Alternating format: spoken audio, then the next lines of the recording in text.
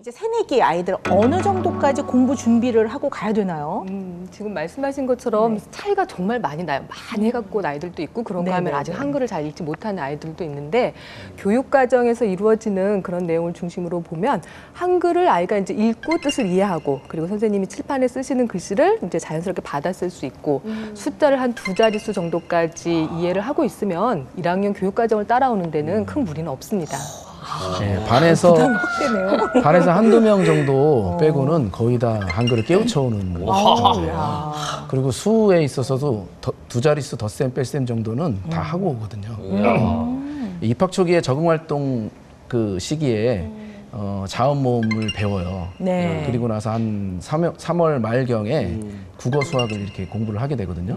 국어 책에 처음 공부할 때 이제 나, 너, 우리, 아버지, 어머니 이렇게 단어를 배우거든요.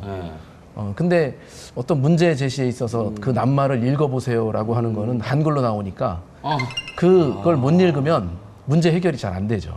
그럼 그러니까 아직까지 한글은 익혀오는 것이죠. 아직까지 한글을 못 가르친 부모님들이 굉장히 걱정이겠는데 그걸 얼른 가르쳐야 되나요, 지금? 예, 가르치시는 게 좋죠.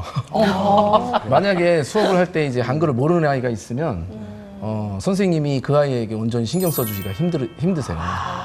예, 그래서 한글은 학부모님들이 이제 같이 의뢰를 하거나 또는 방과 후 수업을 이용해서 이렇게 하기도 하죠. 야, 이게 옛날 생각하면서 야, 학교 가면 다 해. 그렇죠. 다 하니까 뭐 가르칠 필요 없어. 이런 말을 했다가는 큰일 나겠네요. 심지어 그러잖아요. 뭐 너네 큰아버지는 9살 때 한글 깨쳤어. 뭐 이렇게도 얘기하고. 괜찮아. 아, 그래요? 그렇게 얘기하셨어요? 네. 준비를 좀 하고 가야 되는 게 맞네요. 네. 근데 요즘은 선생님 대부분 그 학습에 필요한 준비물을 학교에서 많이 준비를 해준다고요? 네, 맞습니다. 이제 학습 준비물이 예산이 아예 잡혀 있어서 웬만한 것들은 다 학교에서 이제 준비를 하는데 개인적인 학습 준비물, 그러니까 풀, 가위, 색연필, 크레파스 정도는 이제 개인적으로 준비를 하게 돼요. 근데 이때 이제 조금 어머님들께서 도와주실 게 각각의 그 학용품의 이름을 좀 쓰게 하면 아이들이 이제 학교에서 분쟁을 많이 줄일 수 있는데 보통 이제 뚜껑에는 이름을 쓰시는데 그 안에 하나하나, 그러니까 빨간색, 노란색, 파란색 거기 하나씩 다 이름을. 왜냐하면 아이들이 이제 사용하다가 떨어져요. 그럼 이제 이게 서로 네 거다 내 거다 싸우기도 하고 또 반대로 서로 내 게 아니다라고 싸우기도 하고요. 아이들이 아직 관념이 없기 때문에 그래서 그런 것들 그리고 이제 사줄 수 없는 학습 준비물, 예를 들면 페트병, 뭐 요구르트병 이렇게 재활용품으로 만들게 하는 과정이 있으니까 그런 것들은 이제 집에서 미리 좀 버리지 마시고 쟁여두면 도움이 좀 됩니다. 아, 그렇군요. 그리고 또 궁금했던 게 저는요. 그러니까 아이를 유치원 되는 제가 계속 등하교를 이제 뭐 왔다 갔다 제가 했거든요. 근데 이제 아이가 이제 초등학교 되면 엄마 나 혼자 다녀도 돼? 이렇게 얘기하는데 아직은 안 돼. 제가 얘기를 했어요. 너가 한 10살이 되면 내가 허락을 하겠다. 이렇게 얘기를 했는데 그 10살 기준은 뭔가요? 그냥 10살은 돼야 될 것 같은 거예요, 느낌이.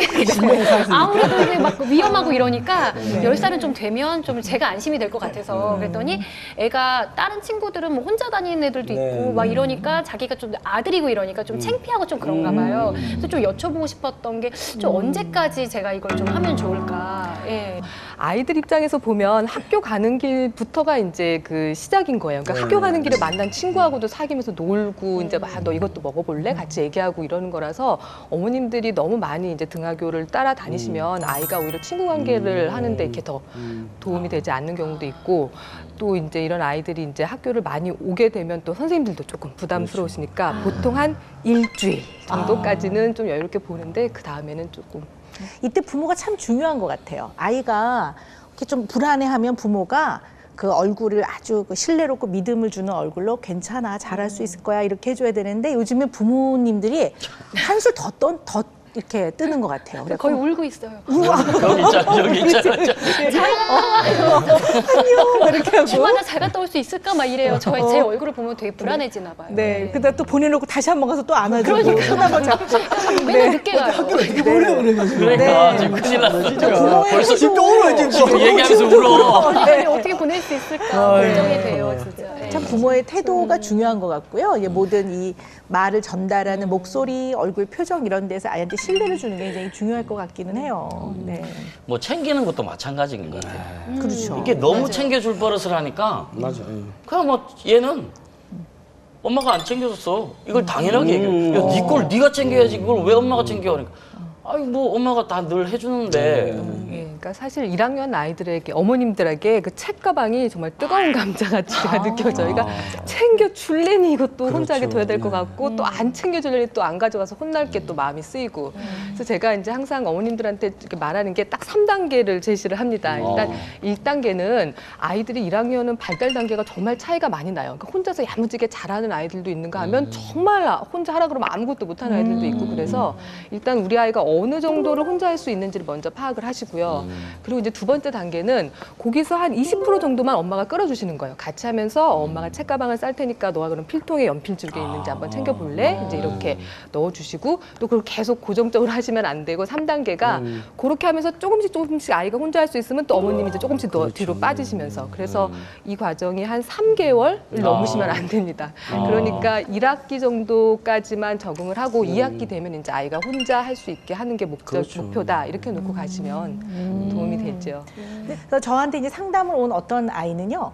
1학년 막 들어갔는데 정말 뭘 두고 왔대요. 근데 선생님이 너는 정신을 어디다가 빼고 다니냐 이랬대요. 그걸 1년 동안 기억해요. 그래서 맨날 와서 저는 정신을 빼고 다니는 아이예요.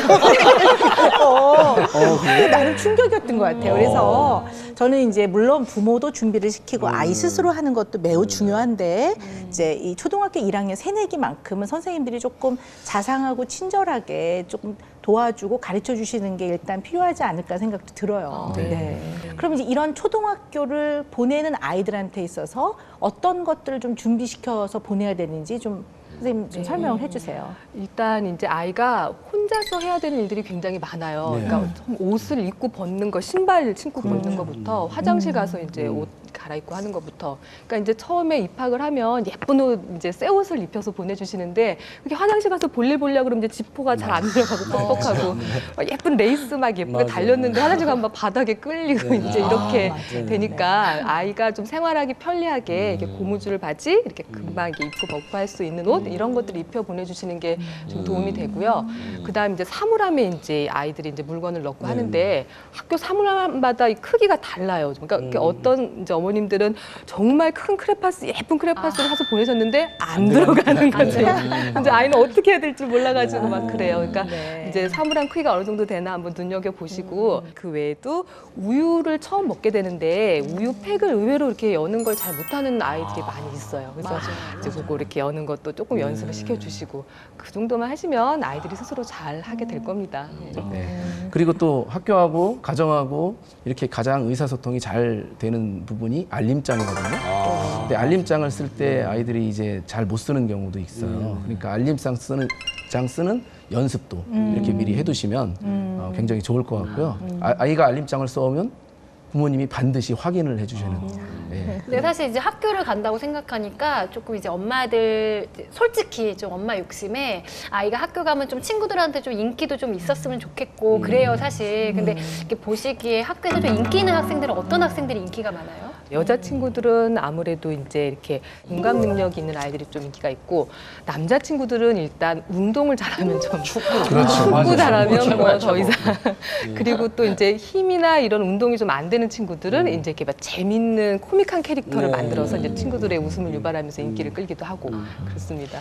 그 얘기는 뭐 초등학교 들어가기 전부터 들어가지고 제가 7살 때부터 축구를 시킨 거 아니에요. 축구도 잡죠 그냥 하고는. 축구를 뭐 아니 좋아해요. 또 애들이 워낙 노는 건 좋아하니까 축구를 이제 한 2학년까지 하더니 3학년이 딱 되더니 골키퍼를 하게 돼요. 골키퍼요? 골키퍼를 다 안 하려고 그래요. 보통은 골키퍼를 그렇죠. 요즘 어디 클럽 축구 클럽 있잖아요. 골키퍼 한다 그러면 공짜예요. 왜냐면 애들이 골키퍼 안 하려고 그러니까. 그러니까 이훈재 선수가 우리 옆 동네 살거든요. 그거 이제 가족 모임을 했더니 이훈재 선수가 잘한다고 칭찬을 몇 번 한 거예요. 인생의 목표가 골키퍼로 바뀌었다. 우리 민정이는 움직이기 싫어서 골키퍼 하는데. 맞아. 감했잖아요. 그런 것 같은데. 이제 초등학교를 입학시키는 부모님이 이것만은 꼭 아셨으면 좋겠다 하는 게 뭐가 있을까요?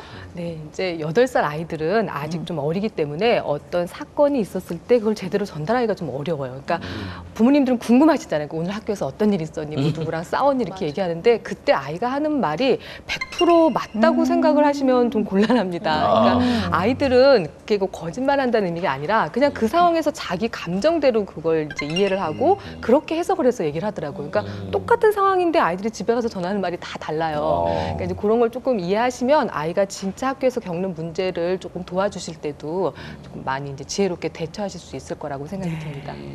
어쩌면 이제 만 7년을 산 초등학교 입학하는 아이들에게 있어서 학교라는 곳은 반드시 열고 넘어가야 될 문인 것 같습니다.